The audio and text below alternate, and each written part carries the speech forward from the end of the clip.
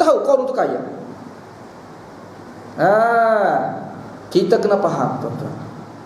Allah Ta'ala ni apabila dia sayang kepada hamba, Allah akan jadikan hamba ni selamat di hari akhirat nanti. Mana Allah Ta'ala akan lepaskan diri daripada azab dan masukkan dia itu ke dalam syurga. Itu kasih sayang Allah. Walaupun hidup dia atas dunia ni dia susah, sekiranya dia meninggal dunia menghadap Allah, Allah masukkan dia itu ke dalam syurga, dia adalah orang berjaya di sisi Allah. Dia adalah hamba yang Allah Ta'ala kasih. Tapi sekiranya hamba Allah SWT ni betul-betul senang hidup atas dunia, dan apabila dia meninggal dunia, Allah humbar dia dalam neraka, apakah kita nak kata dia itu sayang? Allah Ta'ala sayang pada dia? Kenapa dihumbarkan dalam neraka? Sebab dia durhaka kepada Allah. Maknanya kesimpulan kita buat, tuan, apabila Allah sayang kepada hamba, Allah akan memberikan taufik kepada hamba ini untuk melakukan amal-amal yang soleh. Pertama sekali bertaubat kepada Allah. Pertama sekali Allah akan bagi taufik untuk bertaubat kepada Allah. Yang kedua, Allah akan bagi taufik kepada hamba ini untuk melakukan amal-amal yang soleh, menyebabkan dengan sebab amalan itu dia masuk syurga Allah Subhanahu wa taala. Itu dia. Itulah. Sebab tu kita sekarang ini, tuan-tuan sekalian, apabila kita patuh kepada Allah, kita mentaati perintah Allah, solat, puasa, zakat, apa semua ni, ya, itu tanda kasih sayang Allah kepada kita sebenarnya. Kita kena sedar. Tidak ada kaitan dengan kekayaan kita. Kekayaan itu sifat Allah yang Maha Pemurah. Sifat Allah SWT yang Maha Pemurah. Kerana Allah ini pemurah, dia memberikan harta kepada sesiapa yang dia kehendaki. Bukan kepada orang Islam saja, kepada orang yang bukan Islam Allah berikan kepada mereka ini kekayaan lebih lagi daripada kita. Untuk jelas perkara ini, tuan-tuan sekalian, cuba baca surah Kahfi. Dalam surah Kahfi ni dia ada satu kisah yang Allah Ta'ala cerita tentang dua orang lelaki, satu lelaki kafir, satu lelaki mukmin. Satu lelaki kafir, satu lelaki mukmin. Jadi di situ apabila kita faham cerita tu, kita akan faham perbuatan Allah yang sebenar. Mengenali perbuatan Allah Subhanahu wa taala. Bagaimana Allah Subhanahu wa taala melakukan kita kata berbuat sesuatu kepada hamba ni. Sifat Allah sebenar. Daripada kasih sayang Allah Subhanahu wa taala, daripada sifat penyayang Allah Subhanahu wa taala. Allah murka kepada hamba tu, dia akan buat macam mana? Sebab itu dalam Quran Allah Ta'ala sebut dengan jelas. Golongan musyrikin, mereka rasa mereka tu betul kerana perbuatan mereka itu tidak diazab oleh Allah. Allah Subhanahu wa taala tidak mengazab. Sebab Nabi SAW kata, kalau kamu tidak terima ajaran Islam, kamu akan diazab. Dia kata, macam mana diazab? Tak ada kena azab pun. Tak ada kena azab. Kami sudah derhaka pada kamu belasan tahun, berbelah tahun, tapi sampai sekarang tidak kena azab. Dia tidak tahu perbuatan Allah Subhanahu wa taala. Patut dia tengok pula orang Islam. Orang Islam yang ikut ajaran Islam ni, hidup dia susah. Hidup dia susah. Lepas tu daripada kaya jadi miskin. Contoh kan, apabila masuk Islam jadi miskin. Seperti golongan-golongan Ansar. Sebahagian daripada orang-orang Muhajirin yang asal berada di kota Mekah yang kaya, apabila berhijrah ke Madinah, dia telah tinggalkan segala harta dia, jadi miskin. Golongan Ansar pula di Madinah telah membantu orang-orang Muhajirin yang berhijrah ke Madinah ini, sehingga sebahagian daripada mereka ni habis harta untuk Islam. Sebab itu golongan munafik, Allah Ta'ala cerita dalam Quran, apabila mereka tengok orang Islam beriman dengan Nabi SAW dan mengikut ajaran Nabi, dia tengok apabila masuk Islam, hidup daripada kaya jadi susah, daripada kaya jadi miskin, daripada banyak harta jadi kurang harta. Mereka kata ini semua orang bodoh, dia kata. Wa idza qila lahum aminu kama amanan nas qalu anu'minu kama amanas sufaha. Apabila dinasihati kepada orang-orang munafik ini, kamu kena beriman sebagaimana sahabat-sahabat yang lain itu beriman. Mana kena beriman, cara kamu beriman itu kena ikut sahabat yang lain beriman, dengan menginfakkan harta, keluarkan zakat, apa semua. Itu cara beriman. Cara beriman kepada Allah Subhanahu wa taala. Mereka kata, apakah kami ini patut beriman sebagaimana orang-orang bodoh itu beriman? Dia kata sahabat tu bodoh. Sahabat tu bodoh. Maknanya orang yang infak harta ni, Sampai jadi kadang-kadang sahabat Ansar, sahabat Nabi yang berada di kota Madinah ni, tuan-tuan sekalian, ada sampai tahap menceraikan isteri dia. Untuk diberikan kepada orang-orang Muhajirin. Sampai begitu sekali. Kita kata dia bodoh, tuan. Sebab tu ulama membuat kesimpulan, umat Islam ni kalau betul-betul dia ikut Islam, dia akan dikatakan bodoh. Bodoh. Dia jadi seperti orang bodoh. Sebab itu dalam ada satu ayat, inna aradna al-amanata 'ala as-samawati wal ardi wal jibal fa abayna an yahmilnaha wa ashfaqna minha wa hamalha al-insan innahu kana zaluman jahula, kata Allah. Sesungguhnya kami telah berikan amanah. Amanah ni Islam, kan, Quran, ajaran Islam yang bersumber daripada Quran ini, amanah kepada gunung, bumi dan juga langit, kata Allah. Fa abaina an yahmilnaha, mereka semua ni, langit dan juga bumi, enggan untuk terima ajaran, untuk terima Islam ni, enggan. Wa ashfaqna minha, dan takut mereka ini untuk memikul agama Allah. Wa hamalaha al-insan, akan tetapi manusia ini sanggup untuk memikulnya, kata Allah. Allah bagi tahu innahu kana zaluman jahula, sesungguhnya manusia itu betul-betul zalim dan juga jahil. Jadi kita fikir, maknanya takkan Allah Ta'ala bagi agama tu kepada orang zalim dan orang jahil. Apa makna zalim dan jahil dalam ayat tu? Ulama kata gini, sebenarnya dia ada kaitan dengan cinta. Kita urai sikit ayat tu, berkaitan dengan cinta. Manusia ni apabila dia cinta kepada Allah SWT, dia cinta kepada sesuatu. Kita bagi satu contoh. Seorang lelaki apabila dia cinta kepada isteri, pada kekasih dia, kepada kekasih dia.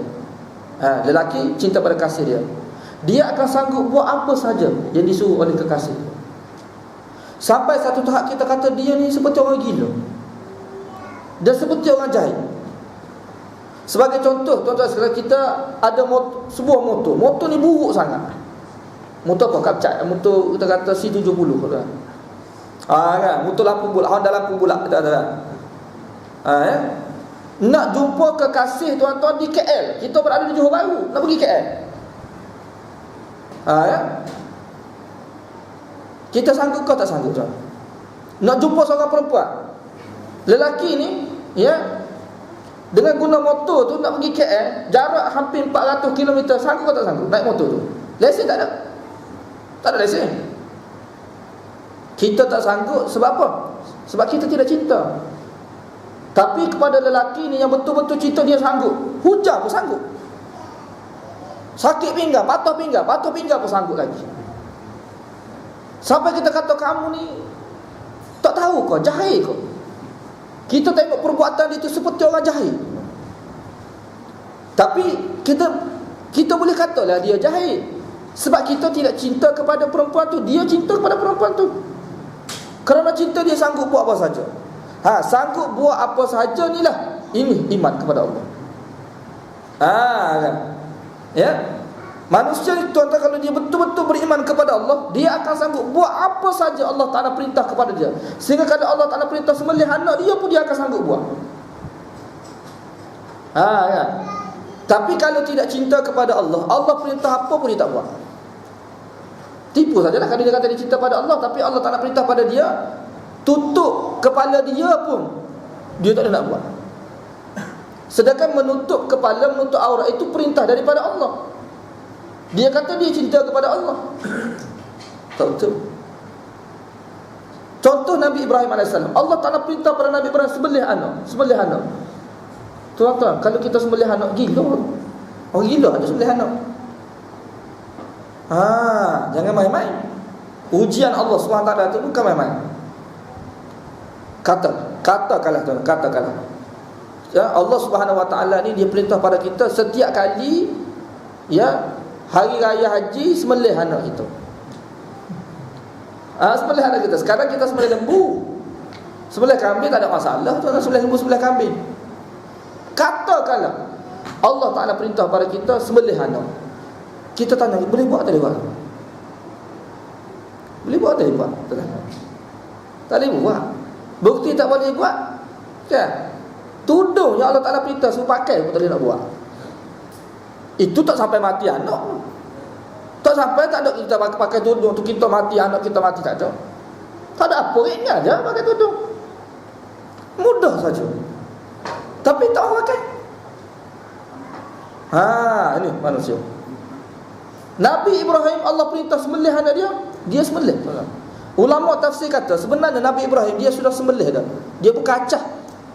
Kokok lah kita kata Nabi Ibrahim dia acah, tunjuk pada Allah. Letak macam tu saja.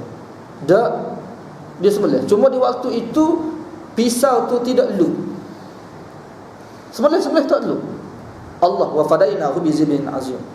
Kami tukarkan Ibrahim Ismail itu dengan sembelihan yang lain. Tu Nabi Ibrahim. Kalau Allah takdirkan pisau tu lu, mati Nabi Ismail. Dan Ibrahim, kita boleh kata Ibrahim gila ke tuan? Gila ke Nabi Ibrahim? Siapa boleh kata Nabi Ibrahim gila? Ataupun ketika mana ditinggal Hajar, Allah Ta'ala perintah bawa Hajar sekali pergi ke Mekah, kan? Pergi ke Mekah tu, dengan Nabi Ismail yang masih kecil, menyusu lagi ketika itu. Sampai di kota Mekah tinggal pula. Kalau tinggal dalam rumah banglo tak apa. Tempat tu tidak ada laisa fihi anis, kata Rasulullah. Tidak ada. Tempat tu untuk bermesra-mesra, tak ada. Tanaman, makanan tidak ada, air tidak ada. Tempat nak mesra-mesra pun tidak ada. Sehingga Nabi Ibrahim apabila dia nak pergi, nak tinggal Hajar juga Ismail tu, dia tak berpaling dah Nabi Ibrahim. Kerana nak sanjung pada perintah Allah. Pergi saja. Hajar panggil Ibrahim 2-3 kali. Sehinggalah Hajar kata, Allahu amaraka haza, apakah Allah yang perintah kepada kami ini wahai Ibrahim untuk buat begini? Nabi Ibrahim kata, ya, Allah sudah perintah pada aku untuk buat begini. Idzal la yudhi'ala Allah, kata Hajar. Kalau begitu kamu pergilah, Allah tidak akan sia-siakan kamu. Pergi Nabi Ibrahim tinggal tu. Hajar. Tu Ibrahim. Kita boleh buat ke? Tak boleh buat. Tak boleh buat. Kalau buat orang kata gila. Kalau buat orang kata gila. Kan? Gila tu. Contoh pergi perang. Nak pergi perang ni tuan-tuan. Perang bukan pergi mengundi. Kan? Ni pergi perang. Mengundi kita pergi pakar-pakar balik semula. Perang tuan-tuan, hidup atau mati. Hidup atau mati. Terjun saja dalam medan perang, hidup atau mati. Tinggal isteri selama-lamanya. Dah nampak dah kita akan mati. Tapi kerana ajaran Islam dan cinta kita kepada Allah, kita sanggup terjun. Orang yang tidak faham kata kamu bodoh. Suatu munafik, apabila diajak kepada mereka ini berperang, Allah bagi tahu, begitu lambat mereka ini untuk turun bersama-sama orang Islam pergi berperang. La yubti'anna fa in asabatkum musibatun qala qad an'ama Allahu alayya id lam akun ma'hum syahida, kata Allah. Apabila dia tengok orang Islam ni pergi berperang, apabila mereka tengok orang Islam pergi berperang, mereka ni amat lambat sekali. Berlengah-lengah mereka ni, tak mahu pergi berperang. Tiba-tiba apabila fa in asabatkum musibah, apabila ditimpa kepada kamu ini musibah, yakni kekalahan, mereka kata, qala qad an'ama Allahu alayya, sesungguhnya Allah telah memberikan kepada kita ini nikmat. Idlam akum ma'hum syahida, kerana aku ini tidak menyertai bersama dengan mereka itu dalam peperangan. Tengok orang munafik. Dia tak pergi berperang tu, dia rasa Allah bagi nikmat. Sebab tu payah nak faham ajaran Islam. Bukan senang.